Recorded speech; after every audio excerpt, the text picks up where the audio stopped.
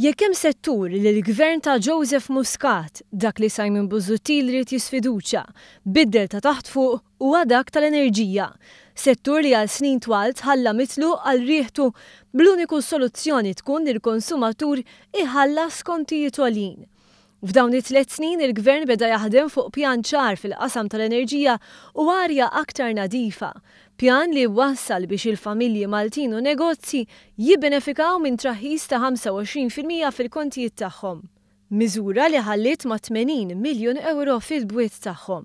Dan wara li l-familji u negozji Maltin kienu qegħdin iħallsu fost l-ogħla kontijiet tad-dawl, kienu qed iħallsu wkoll l-ogħla prezzijiet tal-fjuwil. Fil-fatt il-familji u negozji Maltin ukoll qed jibbenefikaw minn prezzijiet orħos tal-fjuwil. Dan wara politika li toffri l-istabilità anka fil-prezz tal-fjuwil. Stabilità li permezz tagħha l-familji Maltin jistgħu jippjanaw fit-tul. Il-gvern irnexxielu jsalva l-Ene Malta. Taħt gvern nazzjonalista l-Ene Malta kellha dejn ta' 840 miljun euro. Iżda dan il-gvern irnexxielu jġib l-Ene Malta lura fuq saqajja. Fosthom bil-ftehim ma' Shanghai Electric li ta' injezzjoni ta' 320 miljun fl-Ene Malta. Wara 60 sena kien dan il-gvern li għalaq il-Power Station tal-Marsa. L-eluq tal-Power Station tal-Marsa fissret li residenti tal-Marsa u l-madwar ikollhom arja aktar nadifa. Il-gvern qed jaħdem fuq il-Power Station il-ġdida, Power Station li taħdem bil-gas minn flok bil-heavy fuel oil.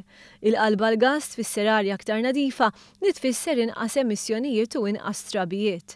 Is-sena li għaddiet ġie inawgurat l-Interconnector, proġett li sar bil-kollaborazzjoni tal-awtoritajiet Taljani u li kien waqalura fi żmien gvern nazzjonalista.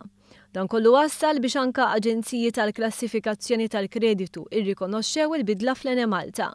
Tant li Standard & Poor's tejbet il-credit rating ta' din il-korporazzjoni, xi ħaġa li qed tkompli żżid il-fiduċja f'pajjiżna mill-investituri u minn istituzzjonijiet internazzjonali.